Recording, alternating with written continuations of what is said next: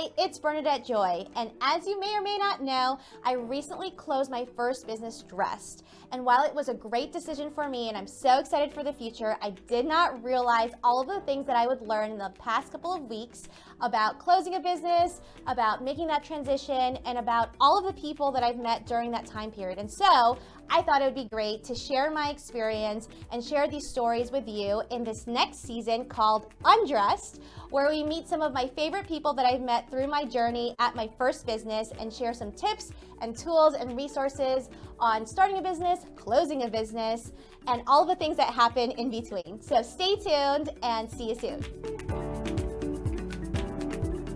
Hi, it's Bernadette Joy, and we're here on another episode of Undressed. And today I'm really excited for this episode because we're going to talk about one of my favorite topics, which is branding and marketing. And I'm here with my good friend Kelly Jo. Say hi. Hi. And we're here to talk about all the things related to what it's like to grow your business and your brand, what it's like to be an entrepreneur like herself, and balancing all of the things in between. Does that sound good? Yes. Awesome. So we met actually through Dressed. Yes. You were one of my first clients as well. And I think you came to my house. I did. Right? Yes. I was like, am I in the right place? And then I saw this little sign. Yes. And I had no idea what I was doing. And somehow you found out about me. And so I'm very thankful that you were there from the beginning. And you continue to. I've seen you a couple times every year. So my name's Kelly Jo Jeffress. I own Threaded Marketing Group. And then I also have a side biz. I have been my own entrepreneur now for 5 years. Wow. And totally fell into it. Was not planning to ever be an entrepreneur. I am a corporate girl through and through. Really? Yes. So there's been a lot of lessons learned, but I would not trade it. I absolutely love it. I've never been happier, never been more fulfilled. Just absolutely love it. Awesome. So you said you weren't planning on it. So how did that process even begin to go into entrepreneurship? Yes. So the end of the story is that I ended up losing my job. But the beginning of the story is I fell into marketing. I was in college. I wanted to go to law school. So I was working at a law firm, and I was just the administrative assistant. I wasn't, just answering phones. And I saw the brochure there, and I asked the senior partner if I could take it home and on my own time make some updates that he would give me feedback on. So I came back a few days later with my updates, and he said, "Congratulations, you're now the new marketing director." And I was 18, 19 years old. Wow. And so I ended up changing my major, going for business and marketing. Best decision I ever made. Wow. Went to work for an architect and engineering firm after college, was recruited for a contractor after that. And that's what actually got me here to Charlotte. That's amazing. Yes. Because I don't remember a lot of us growing up saying we're going to be marketing professionals or we're going to be No. entrepreneurs. So I'm always curious No. how people get into that. And what was that transition like going from corporate? You said you're a corporate girl through and through to starting your own business. So I think there's been really good things about it, right? Like I still feel really comfortable in a boardroom. I still feel really comfortable leading large groups and meetings. So I think the corporate structure really prepared me for being an entrepreneur. Even being able to gather ideas or take an idea of what was going on at this large corporation and being able to implement something similar, but on a much smaller scale. So I've been able to take a lot of those projects and initiatives that I worked on and implement those same lessons today. Yeah. Which I couldn't have done if I didn't have that background. Yeah. But the entrepreneur side, I don't know that anything really prepares you. Nobody tells you how hard it's it really be, right? doesn't. Even now, I'm 5 years in, and there's things now that I wish I would have done differently. From just starting. When I started, I had just emailed a few people and said, "Hey, I have extra time. If you need help, let me know." And within 2 weeks, I was working full time. Within a month and a half, I was hiring my first person. Wow. And so, it literally flew by, Yeah. and I wasn't planning on any of it. So, I think, and we talked a little bit about this before we got on the mics, which is, how do you start leaping into something when you're not sure what you're doing and you're scared you're going to mess up? Yes. That's pretty fast to go from, Yes. just asking for a couple of side gigs to hiring your first person. Yes. What do you think prepared you to do that? I think, I'm in corporate America, I was a manager and I led multiple teams. So I wasn't scared of that aspect. I mean, like anything, the people who are on your team are everything. Your team is, you know, if you have the best players, then you will have the best team. Yes. But I feel like there wasn't a moment where I said, I don't know what I'm doing, and kind of paused. I think at that time, I was just so busy, and I knew that I could help these clients.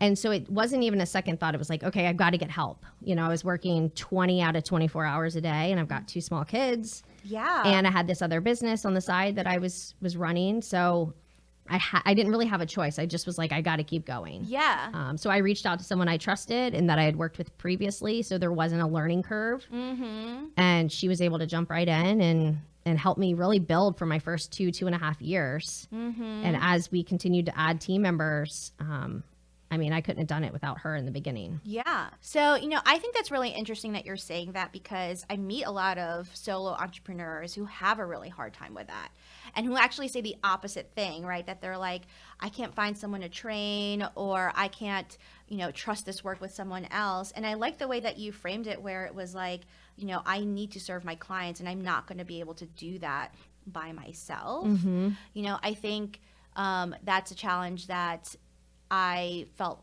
equally, that was one of the things that wasn't hard for me going into my own business, was knowing that I had to get other people. You know, what things were you looking for in those people, and how did you know to find the right people? So fortunately, I have really strong relationships from these last 15 years in corporate America that I've been able to leverage. And a lot of those people have grown families and wanted something flexible that they could work. And I am all about flexibility. That's one of the best things about being an entrepreneur. I probably work more now than I did in corporate America, but I work weird hours. Yes. And if I want to go to the gym at 9 a.m., that's okay. I can do that. Right. Or pick up my kids early for ice cream or whatever. Right. But I think having those relationships or trusting someone from a past life to say, hey, I really need this kind of skill set. I really need this kind of role filled. Who would you recommend? And going through my network to get them has been hands down the best decision. I do still struggle if I have to start from scratch and you know, go through LinkedIn to try and find someone, then it's really a struggle. Yeah. Yeah. And I think that is a lot of people's first instinct, is to post the job or put it on Facebook or whatever it is, versus going through the people that you know, like, and trust, and tapping into their network. So I think that's a really smart tip. So tell us a little bit more about your company itself. Who do you serve? Who are your clients? And what kind of work do you guys do? Yeah, so we specialize in professional services firms. So architects, engineers, contractors, accountants, chiropractors. All amazing marketers. Well, you know, it's funny though, we have grown 100% by referral. Up to this point. So amazing. Yes. So I feel like that's been something that I'm really proud of, because it's one client that's told another client. And that is still how my business has grown to this day. Yeah. But typically it's small to medium-sized businesses, and we can either go in as an extension of their existing marketing team and help for a special project, or just kind of be overflow. Or for most of our clients, we are their marketing team. So some people are like, hey, I need someone, you know, 20 hours a month, and we go into their office, we act, you know, on their behalf and kind of figure out what's their strategy, what is their plan, what do they need, and then we kind of work it around their budget. And that's kind of my background. So I come up with the plan, and then our team executes everything from communications to websites to collateral to, we can do proposals and presentations. We can do training, anything. That's amazing. Have you found it difficult to sell that value proposition of having a marketing team, or are they like happy to give it to you because that's not their wheelhouse? How does that go? That's a good question. So it's probably 50-50. Most of the time when someone's contacting me, they recognize that they need help. Some of them don't realize how much help they need. They're like, what do you mean? I did this brochure myself. It's great. I actually have one client who I just adore, and you would think with their background that they would be a little bit more brand aware than they are. But when I went to their office, there was one logo on the outside of their door. His business card had another logo, not the same logo style, logo colors, anything. I mean, these were 2 totally different logos. Yeah. And then the collateral and website were 2 different logos. So there was actually like 4 different brands going on, and there was no cohesiveness between anything. Wow. So there's clients like that need a lot more help, but didn't realize that that was an issue, right? That he's hurting his growth and his, people want to do business with people that they know, like, and trust. Right. Right.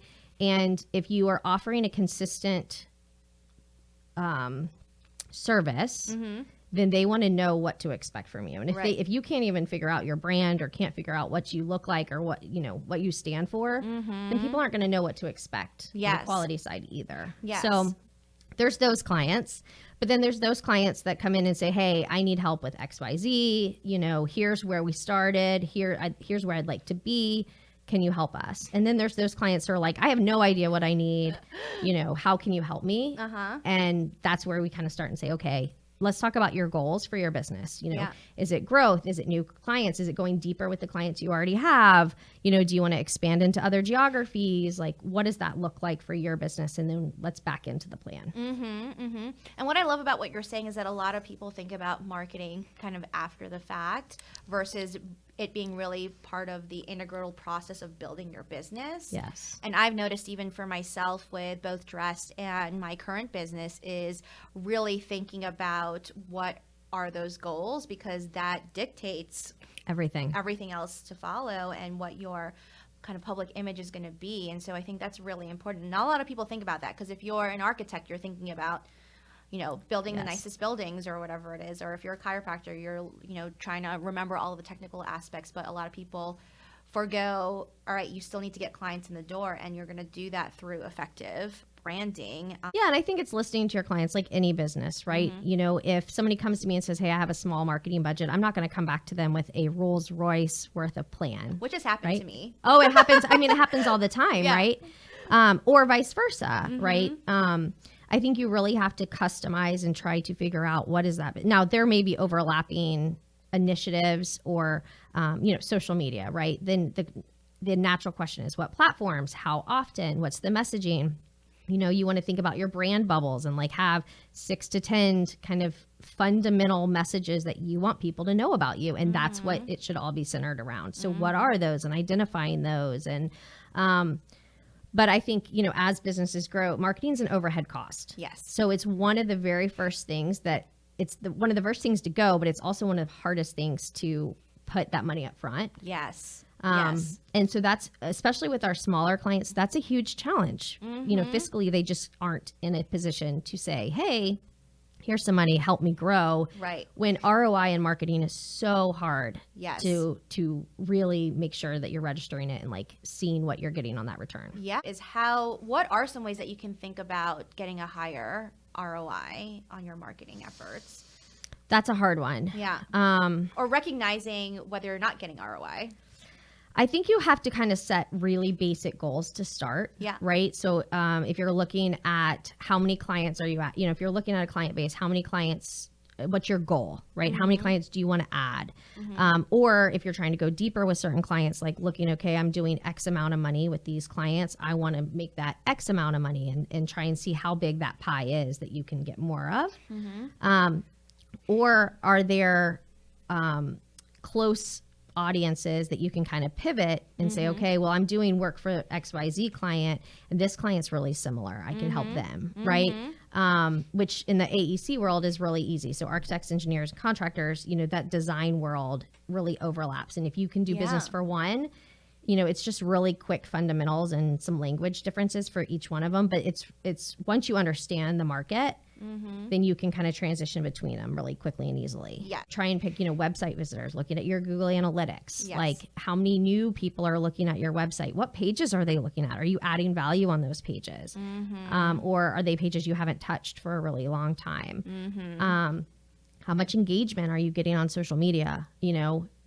One client transition into, from a social media post could pay for your social media for the year. Right. Right. So is it worth getting that client that you wouldn't have had to not have social media? Yeah. Right. So like trying to figure out kind of where do you want to put your resources, and then how are you going to just come up with really basic goals to start with that you can track. Yes. And you're going to need more than 1 or 2 weeks of data, right? Yes, like yes. ideally you have a year that you can look back and say, where was I a year ago? Like that's the ideal kind of trend. Yeah. I have two kind of very different businesses. With dress, right? I was thinking about, okay, how many dress rentals would this, potentially bring me in order for it to be of value, in order to do a certain, let's say I went to an event, or I did a Facebook ad or something like that. And what I thought was really interesting was that a lot of people that I would talk to would really just talk about the overall cost of it, but not really putting it in relation to their business, right? And so when I was thinking about for dress, because it was a low price point kind of product, right? For me to do a certain ad, right, I'd have to say, okay, well, for me to do that, I would really want to see 10 dress rentals come in. Right. But thinking about, okay, who are those people that would get those 10 dress rentals, and then figuring out, okay, that's the kind of content I want to put in that marketing, and then, it should cost this much. Like it can't be over this, because then doesn't make sense to do. But then on the flip side, with, let's say, like my resumes, right, I get paid, between $300 and $500 for a resume, right? I just need one client. Right. From a Facebook ad.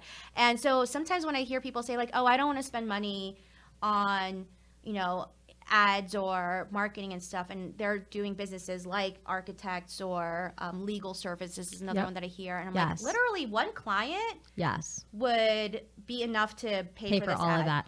And then some. So imagine if you got 2, 3, or 4 from that same. Right. And if you do a good job, then hopefully you can ask that client, hey, do you have any friends that I could also help? Yeah. Would you mind introducing me to, Joe or Bob or Sue? Yeah. So I'm curious. So you've been in this 5 years. You said there's some mistakes made along the way. What's a particular thing that you're like, oh, God, if I could talk to myself 5 years ago, I would do this differently? I don't know that we have that much time. So there's a couple that come immediately to mind. Yeah. And this is so embarrassing because I am a marketing expert, really.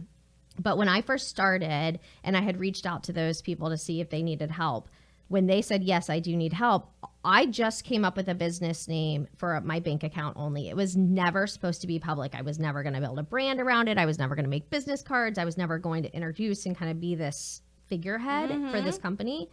And so the name that I came up with for this bank account was a play on my side biz name only. And then I just got so busy. And as people started introducing me to other people, I was like, oh my gosh, like I need to have business cards, right? So I remember very distinctly one of my new clients had introduced me to one of their clients. And he's like, your meeting's at 2:00 tomorrow.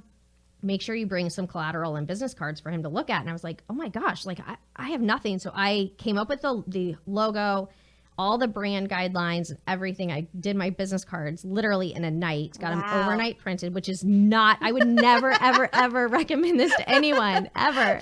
Super stressful.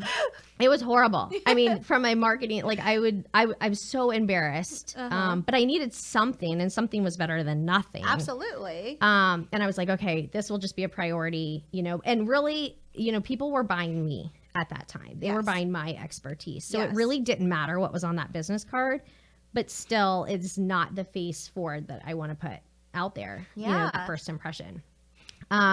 It took me, now granted, I grew fast as I said, so it took me over 1.5 years to rename my company. Really? Yes. All of my clients, and I still have the same clients that I had 4 or 5 years ago.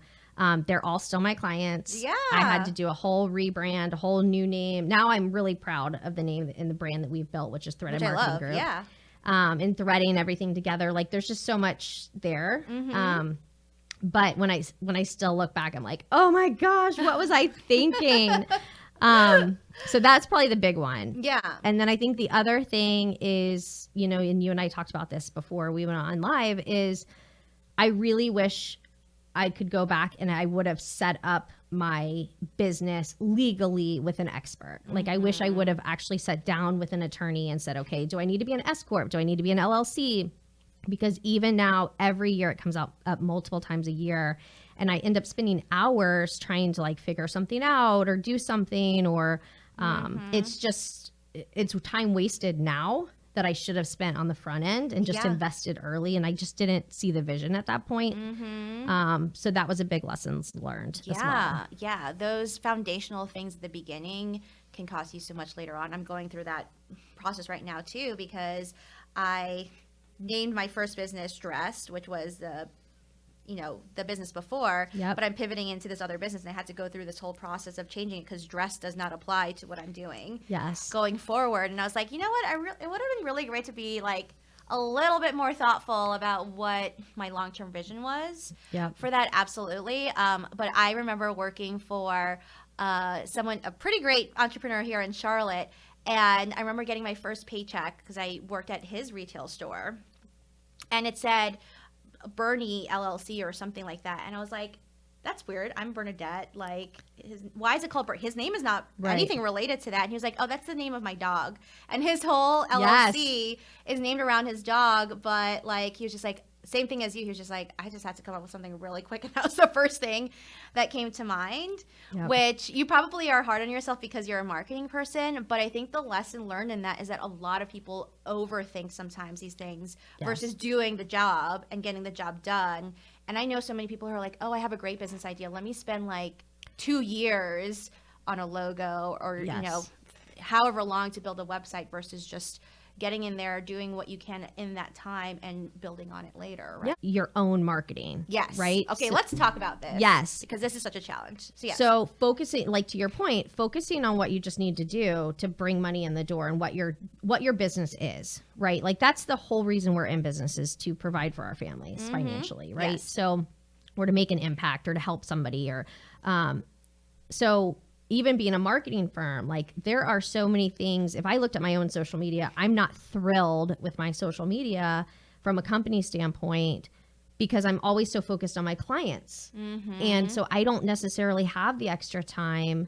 So kind of even making that time and seeing that opportunity, I see it. I just haven't had time to get there yet. Yes. So, and for me, it's really a cost, like an opportunity cost, right?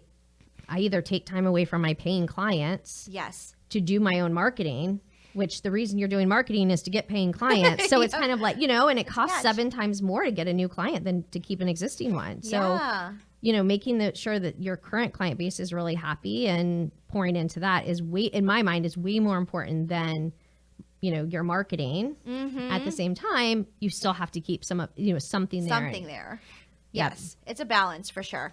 And I think it's really hard, especially for small business owners, to strike that balance. For me personally with Dress, like fashion and retail tends to be a very marketing driven industry, right? And in the beginning, and I had zero marketing experience before coming into this, and just starting grassroots with social media and just posting pictures and figuring out what people liked and didn't like. And I focused so heavily on that for the first, kind of year that I did it. But then something happened, a year and a half in, where I was able to spend more time with my existing clients, and they were just naturally referring people over. Yes. And I remember hitting this point one day where there was a Facebook group for moms. Maybe that might have even been one of the ways that you and some of our other clients found us. But someone reached out to me and said, I'm going to add you to this group. And I was like, I don't have kids. Like, I'm not a mom. Like, please no. Don't. And she was like, well, your business and your name keeps getting dropped here pretty often, that I think it would just be more efficient for you to respond versus like 5 other people responding. And something just struck me that was like, oh my God, something is happening where I'm not having to do it myself anymore. Yep. And so I think, which is amazing. Yeah. It's amazing. Yeah. Which was really exciting, but it took all of that foundational stuff in the beginning first, and then building that clientele, and then having your clients speak for you. A suggestion on, if you are just starting out a business, like what % of your time could you be looking at doing your business? Like what is a small way that you can work on that marketing stuff? So I think it depends on what your business is. Yeah. And I think focusing on again, thinking about your plan, not your marketing plan, but your business plan, right? Like, where are you planning to get your clients? Where are you planning to get that income? And then figuring out where they are and go there. So if they are always going to this one luncheon, right? Like, there's a luncheon every single month that my clients usually go to. I'm there every month. Yeah. Right? Like, you want to be in front of them. So that marketing budget could really go to your membership to that organization, or making sure like you're volunteering for an organizational charity that they are supporting, that those clients are at, right? You want that face time and those relationship with those people. Yes. So focus on who you want to market to, and then figure out where they are. Yes. It may not be an advertisement. It may not be, you know, I'm not going to tell you to go put an ad in a magazine. I would tell you, like, think about your business plan and build your marketing plan around it. Yes. Yes. So something unexpected for dress, for example, was, you know, people were coming in for black tie occasions. And then one day it occurred to me, I was like, I should be going to all these black tie occasions in Charlotte, because there is a critical mass of people on a specific date that I know that they're going to need a dress. And so I started volunteering at these organizations, and alongside getting more clients, but I built a lot of really great relationships with organizations that I don't think I otherwise would have met if not for the business. But it was always the best advertising is that I would just wear one of my own dresses. Absolutely. So now that you've been in this 5 years also, how do you feel like your kind of personal life has been different being an entrepreneur? So I think in the beginning, you know, it was really, and it's still up to me. I mean, the buck stops with me. That's one thing. Like, we have an internal QA/QC process. So every single thing has to be seen by someone else in the firm before it goes to a client. I love that. 95% of the time, that's my eyes. So there's been a lot of times when I can't, you know, put my kids to bed because I need to look at some stuff for my team or make sure it gets out. But the first 2 to 3 years, I would say it was a lot more hectic. I mean, even though now I'm really busy, it's a different busy. Now unexpected busy. Yes. Kind of know the seasons of when it's going to happen, right? Yes, and there's some days when I have absolutely nothing going on, and I'm like, okay, what am I going to do today? And it's just this weird feeling. And then, I mean, even in the beginning of November, there was 3 days when I was like, oh my gosh, like, I have no work. And then something happened one day, and now I'm like, oh my gosh, every client I've ever worked with needs something, right? It just kind of, it's the cyclical process. But I think trusting, I mean, now that I've been in it 5 years, I kind of am starting to trust that God has a plan, and he's always going to provide. And every single time that I start to worry, or I'm starting to think like, oh my gosh, my biggest client is starting to slow down or something, then I get another big client. And it just kind of has worked out that way, but it's taken a lot of trust and anxiety to get there. I am a huge believer in multiple streams of income. So not putting all your eggs in one basket. And the only reason I think I'm so comfortable kind of continuing to build this brand is because I have this really successful side biz that is helping to pay the bills. So if my marketing firm goes away tomorrow, which, you know, could happen at any point, then I still have all of my family's bills being paid by my side gig. Right. And I think, you know, I love that you're saying that, because a lot of people who jump from a corporate to entrepreneurship expect, or they won't jump until that entrepreneurial thing pays for what they used to make in corporate. And so I know, right? We're both laughing at that. Like, that's adorable. Like, right? You know, I've heard a lot of people say that, like, I can't jump ship until I know that I'm going to make that much. And I tell people all the time, I used to make probably 3 times as much as I used to in corporate, but I've also become really creative on saving money, obviously on some aspects of my life, but also, you know, how do I come up with different ways to make money? And so that's how, I mean, dress started out that way, and then resumes, and then consulting, and like we had, you know, rental properties. There's a lot of things that were going on. And so when people are like, or they assume that my husband and I became debt free because I was just killing it at dress, I was like, no. No, there is a lot of stuff going on to make that happen. So I love that messaging. And I have a lot more bosses now, right? Like now every single one of my clients is who I'm answering to. Things are not going great too. I'm like, oh, I wish I could tell my boss she's being a jerk today. Oh, wait, it's me. That's me. Oops. Do you have any plans for 2020 that you're particularly excited about, personal or professional? We're opening another office for Friday Marketing Group. in a different state, and kind of rounding out a region a little bit more, which is nice. Yeah. If someone is interested in getting your services, how can people reach you? Yes. So our website's threadedmarketinggroup.com. They can email me at kellyjo@threadedmarketinggroup.com. We have a Facebook page or Instagram, LinkedIn. I'm pretty available. So. And if you're interested in hearing more about what it's like to be a business owner and all of the fun and maybe not so fun things, you can tune in for our next episodes. See you next time.